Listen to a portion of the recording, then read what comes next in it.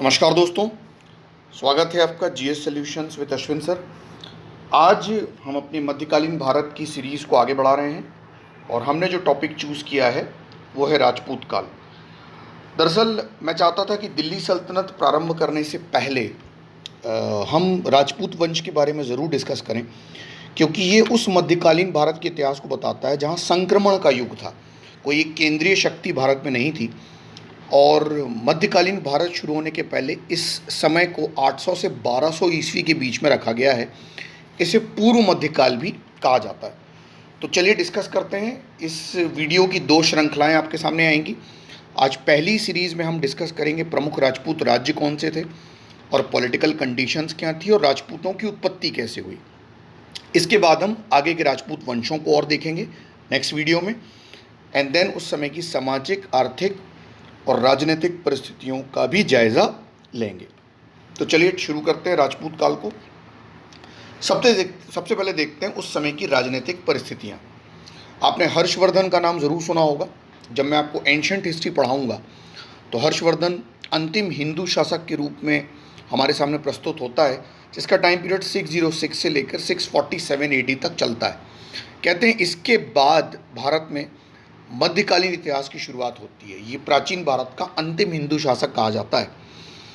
दरअसल हर्षवर्धन की डेथ के बाद, एक तरह से आप कहें तो हर्षवर्धन की डेथ के साथ मैं यहाँ जोड़ देता हूँ गुप्त साम्राज्य के भी पतन के बाद, क्योंकि गुप्त साम्राज्य के बाद गुप्तोत्तर काल में हर्षवर्धन का युग आता है। तो इन दोनों की डायनेस्टीज़ समाप्त होने के बाद भारत के उत्तर भारत वाले हिस्से में कई नए राजवंश उभरते हैं और साथ में कन्नौज को लेकर त्रिपक्षीय संघर्ष शुरू होता है। इसको मैं थोड़ा सा आपको ग्राफ बना के समझाता हूँ। आप मैप बाद में देखिएगा, पहले ग्राफ देख लीजिए। जैसे ये पॉलिटिकल कंडीशन का मैंने एक छोटा सा ग्राफ बनाया है। इस युग को हम बांट सकते हैं 800 से 1200 ईस्वी के बीच में। कई इतिहासकार इसको 700 से 1200 ईस्वी के बीच में भी बांटते हैं, 700 टू 1200 AD। दरअसल हुआ ये कि ज़्यादातर वंश इस समय राजपूत थे, इसलिए इस वंश को राजपूत युगीन इतिहास कहते हैं। और पाटलिपुत्र जो गुप्तोत्तर काल तक अपना वैभव बना के रखा था, अब उसकी स्थिति समाप्त हो जाती है जो पहले जैसी थी, और उसको रिप्लेस कर देता है कन्नौज। और कन्नौज को लेकर गुर्जर प्रतिहारों में, पाल वंश में और राष्ट्रकूट वंशों में झगड़े शुरू होते हैं, जिसको हम त्रिपक्षीय संघर्ष कहते हैं। इस त्रिपक्षीय संघर्ष को मैं आपको विस्तार से एक वीडियो में ज़रूर समझाऊंगा। डॉक्टर ईश्वरी प्रसाद इस समय को राज्य के अंदर राज्यों का काल कहते हैं, यानी एक राज्य के भीतर कई राज्य अस्तित्व में आते हैं। जैसे एग्जाम्पल के तौर पे अब मैं आपको उसको मैप के थ्रू बताता हूँ। आप देखिए, उत्तर भारत को अगर एग्जाम्पल के तौर पे हम लें, उत्तर और उत्तर पश्चिम भारत को, आप देखिए जो ये दक्षिण पश्चिम का राजस्थान का हिस्सा है, यहाँ पर गुर्जर प्रतिहार वंश मिलेगा, खास तौर पर गुजरात तक।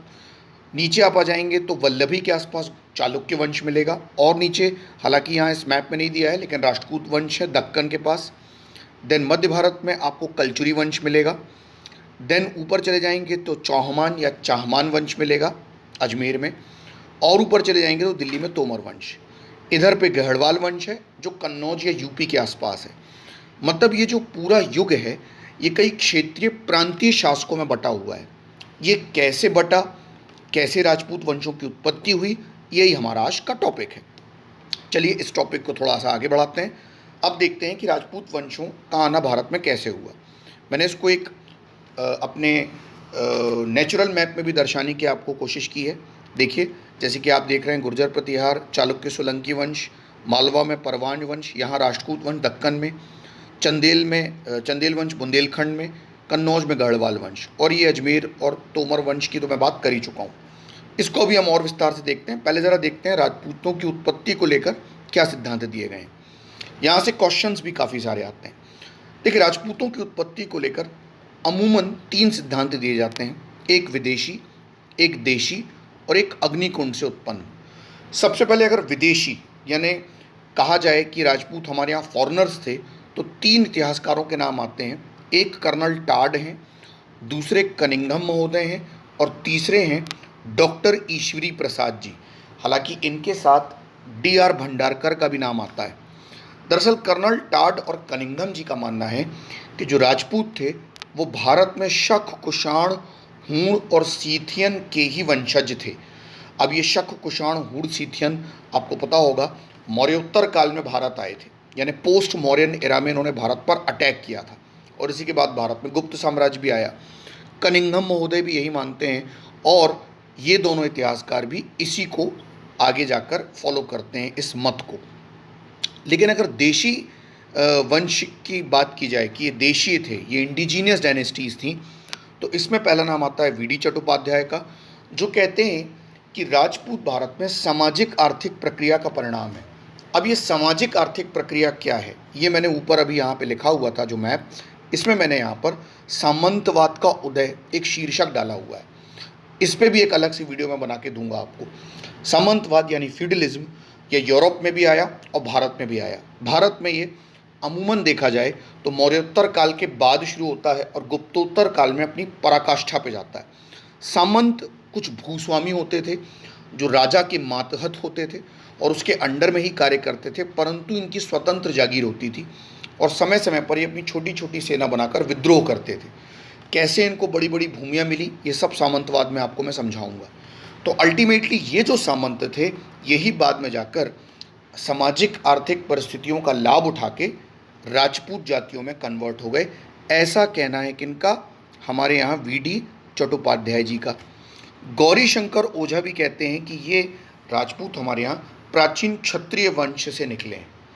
देन स्मिथ महोदय कहते हैं कि ये हमारे यहाँ जो पुरानी जनजातियाँ हैं, गोंड या खरवार, उनके वंशज हैं। तो कोई बड़ी बात नहीं है कि ये इंडिजीनियस डायनेस्टीज रही होंगी। नेक्स्ट, एक और मत दिया जाता है, वो दिया जाता है अग्निकुंड से इनकी उत्पत्ति के बारे में। इसके बारे में हमको बताता है चंद्रबरदाई का पृथ्वीराज रासो। हिंदी साहित्य का तो महानतम ग्रंथ है, वीरगाथा काव्य का खास तौर पे। चंद्रबरदाई आपको पता है पृथ्वीराज तृतीय के दरबार में थे। इनका कहना है कि आबू पर्वत पर ऋषि वशिष्ठ ने यज्ञ किया, तब 4 वंशों का उदय हुआ, जिनमें गुर्जर प्रतिहार, चालुक्य, चौहान और परमार 4 वंश थे। आप इसका कोड बना सकते हैं CPCP या CCPP, जैसा आपको ठीक लगे। मतलब अग्निकुंड से 4 कौन से वंश आए हैं, ये एग्जाम में पूछा है कई बार, गुर्जर प्रतिहार, चालुक्य, चौहान और परमार। तो अमूमन ये 3 सिद्धांत दिए जाते हैं राजपूतों की उत्पत्ति को लेकर। आपको तीनों याद रखना है, कर्नल टाड और कनिंघम महोदय स्पेशली याद रखिएगा। एक नाम और बताता चलूँ, स्मिथ महोदय। कई बच्चे सोचते हैं कि स्मिथ महोदय इनको विदेशी जाति मानते हैं, जबकि नहीं। स्मिथ महोदय का मानना है कि भारत की जनजातियों का ही परिणाम है। अब इस वीडियो को आगे बढ़ाते हैं। अब देखते हैं इन राजपूतों का क्षेत्र विस्तार कहाँ तक था। 2 बातें आपको याद रखना है क्षेत्र विस्तार जानने से पहले, इनका एक्सपेंडेशन कहाँ तक था उसको जानने से पहले। राजपूतों का जो उत्थान है वो गुर्जर प्रतिहारों के समय होता है, और राजपूतों का जो पतन है, इनका जो डिक्लाइन है, which has been started after the battle of Tarain. ये तराइन के युद्ध के बाद शुरू होता है इनका पतन, 1192। ये तराइन के युद्ध को जानने के लिए पिछला वीडियो ज़रूर देखिएगा। मैंने पृथ्वीराज चौहान और मोहम्मद गौरी का जो तराइन का युद्ध था उसके बारे में डिटेल्स उसमें डाली हैं। खैर, राजपूतों का जो क्षेत्र विस्तार था वो राजस्थान, मध्य प्रदेश, गुजरात और यूपी के काफ़ी बड़े हिस्से पर था।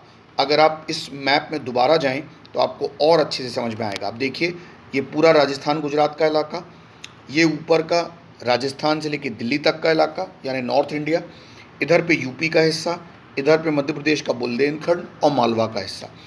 नीचे दक्कन तक जाएं तो राष्ट्रकूट वंश को हम पाते हैं, लेकिन राष्ट्रकूटों को हम इसमें कंक्लूड नहीं करेंगे, हम उसको साउथ इंडिया में पढ़ेंगे।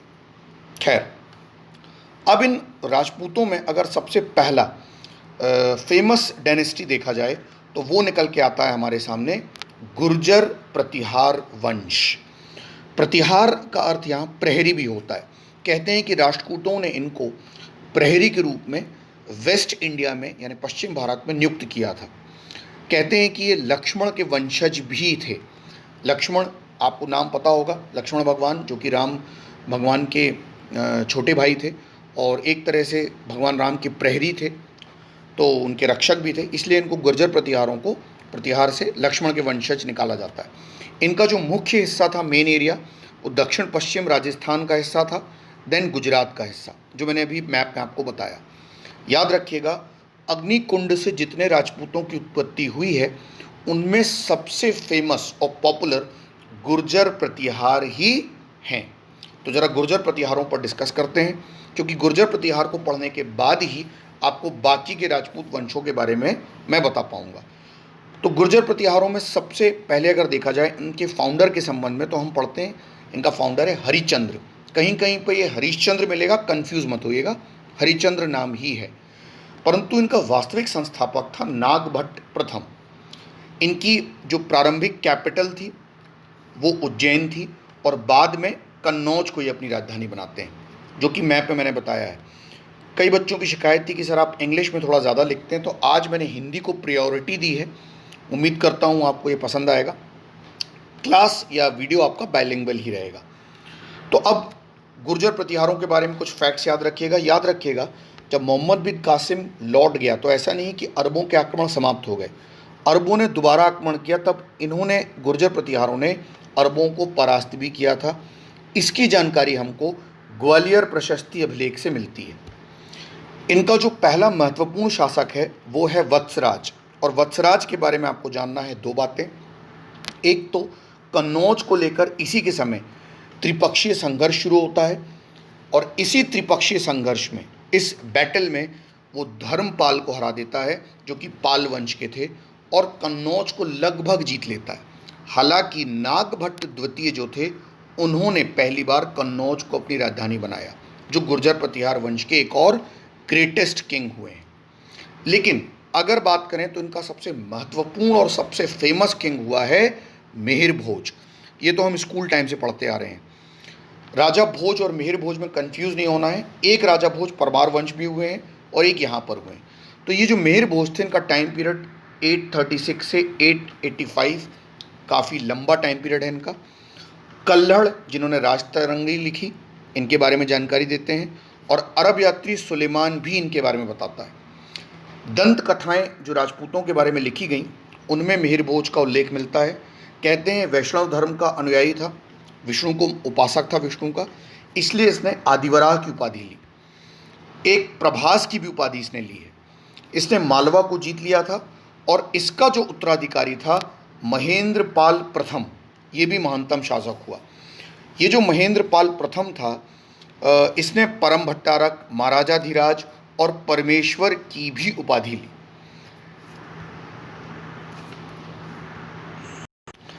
एक प्रसिद्ध विद्वान राजशेखर इसके दरबार में हुए, जो कि जैन धर्म के अनुयायी थे, और इन्होंने कुछ जैन ग्रंथों की रचना की है, कर्पूर मंजरी और काव्य मीमांसा। ये दो जैन ग्रंथ इन्होंने लिखे हैं राजशेखर ने। महेंद्र पाल के दरबार में थे ये। लेकिन ये जो महेंद्र पाल थे, ये महिपाल जो अगला शासक हुआ उसके दरबार में भी थे। तो यहाँ पर मैंने ऑलरेडी कोड कर दिया है। अल मसूदी इन्हीं के समय भारत आया था, बगदाद का एक यात्री था, और महिपाल के ही समय गुर्जर प्रतिहार वंश का विघटन प्रारंभ हो जाता है। राष्ट्रकूट इन पर आक्रमण करना प्रारंभ कर देते हैं, यानी इनका डिक्लाइन शुरू हो जाता है। यहाँ पर एक बात और बताता चलूँ कि जो अल मसूदी यात्री आया था, उसने राजपूत शासकों को बौरा कहा है, बौरा की संज्ञा दी है। अक्सर ये एग्जाम में पूछता है, तो आपको याद रखना है। देन वो इन गुर्जर वंश के शासकों को अल गुजर भी कहता है। ये शायद गुर्जर शब्द का अपभ्रंश रूप है। क्या कहता है? गुर्जर शासकों को अल मसूदी अल गुजर भी कहता है। तो ये भी आपको याद रखना है, ये अक्सर एग्जाम में पूछ लेता है। तो आगे जाके राष्ट्रकूटों द्वारा इनका अंत कर दिया जाता है, और इन्हीं के अंत के बाद प्रतिहारों के सामंत उभरते हैं नॉर्थ इंडिया में। चालुक्य, चंदेल, परमार, चौहान और कलचुरी वंश, जिनको हमको डिस्कस करना है। मतलब अगर हम देखें, वापस मैप की तरफ जाते हैं, अब अलग अलग राजपूत वंश निकल कर आते हैं। जैसे गुर्जर प्रतिहारों का पतन हो गया तो चालुक्य आ गए इनके सामंत, अजमेर में चौहान, दिल्ली में तोमर वंश, कन्नौज में गढ़वाल वंश, यहाँ पर चंदेल वंश बुंदेलखंड में, और मालवा में परवार वंश। इसी को हम डिस्कस करेंगे विस्तार से, एक एक शासकों के युद्धों के बारे में जानेंगे, और देखेंगे कि वो क्या स्थिति थी कि आपस में भिड़ते रहे और लड़ते रहे और मुस्लिम आक्रमणकारियों ने भारत को जीत लिया। तो इस वीडियो को कंटिन्यू करते हैं अपने नेक्स्ट वीडियो की सीरीज़ में।